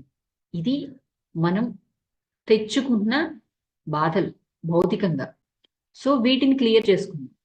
కర్మ సిద్ధాంతం 20% అనేది అది ఇంకా ఎంత లోతుల్లోకి మనల్ని మనం మార్చుకోవడానికి, మన ఆలోచనలు, మనకొచ్చే ఆలోచనలు కూడా అసలు ఏ దాని వల్ల వస్తున్నాయి, ఎందుకు వస్తున్నాయి అని తెలుసుకోవాలి అంటే కర్మ సిద్ధాంతంలోకెళ్ళాలి. అది మళ్ళీ ఎప్పుడైనా చూద్దాం. కానీ ఇంతవరకి నా అవగాహన, నాకనిపించింది, నేను తెలుసుకున్నది, నేను ఈ విషయంలో కొంత భౌతికంగా కూడా ఆచరించాలని నేను ప్రయత్నం చేస్తున్నది, నేను అర్థం చేసుకున్నది ఇది ఫ్రెండ్స్. నాకు ఈ అవకాశం ఇచ్చిన పిఎంసి డిజిటల్ వాళ్ళకి హృదయపూర్వకంగా కృతజ్ఞతలు. సమస్త గురుమండలికి కృతజ్ఞతలు. Thank you so much friends. Thank you. ఈ జ్ఞానాన్ని ఇక్కడ పంచడానికి అవకాశం ఇచ్చారు. చాలా చాలా thanks. Okay madam. Thank you madam. Thank you. చక్కగా మాకు మీ జ్ఞానాన్ని అందించారు. అసలు మనం ఆనందంగా నిజంగా ఉంటున్నామా? ఆనందం అన్న భ్రమలో ఉంటున్నామా? ఆనందంగా ఉండడానికి మన దుఃఖానికి కారణాలు అన్నీ చాలా చక్కగా చిన్న చిన్న కథలతో వివరణాత్మకంగా చెప్పారు. మనకి ఆనాపానసతి చేసి మనకి బుద్ధుడు చెప్పిన, పతంజలి మహర్షి చెప్పిన, ఎవరు చెప్పిన ఆ అష్టాంగ మార్గాన్ని వీటిని మన జీవితంలో అన్వయించుకుంటూ చేస్తూ ఉంటే ఇంకా అద్భుతంగా ఉంటదని అర్థమయింది. థ్యాంక్ యూ సో మచ్ అండి. మాస్టర్స్ చూస్తున్నారు కదండీ! ఉన్న ఈ తక్కువ సమయంలో మనకి ఈ జీవిత కాలంలో మనం ఎంత జ్ఞానాన్నయితే పొందుతామో, ఆ జ్ఞానాన్ని మనం ఆచరణలో పెట్టుకొని, దానిని అందరికీ అందిస్తూ ఉంటే మన ఆ జన్మ లక్ష్యం పూర్తవుతుంది. మరి పత్రిజీ ఆశయ సాధనలో భాగంగా ధ్యాన జగత్, పిరమిడ్ జగత్, శాకాహార జగత్‌కి సహాయం చేస్తున్నటువంటి ప్రతి ఒక్క మాస్టర్‌కి తన్, మన్, ధన్ ఎవరు ఎలా వీలైతే అలా మరి చేసిన వారందరికీ హృదయపూర్వక ధన్యవాదాలు. ఇంత అద్భుతమైన అవకాశం మన అందరికీ ఇలా కలిసి ఈ జ్ఞానాన్ని పంచుకునే అవకాశం రావటం మరి ఎంతో భాగ్యశీలులం చెప్పుకోవాలి మరి. ఈ వీడియోని మీకు నచ్చినట్లయితే తప్పకుండా అందరికీ షేర్ చేయండి, లైక్ చేయండి. అది మన బాధ్యత. మరొక మాస్టర్‌తో మరొక కార్యక్రమంలో కలుద్దాం. మరి అంతవరకు సెలవు. నమస్తే.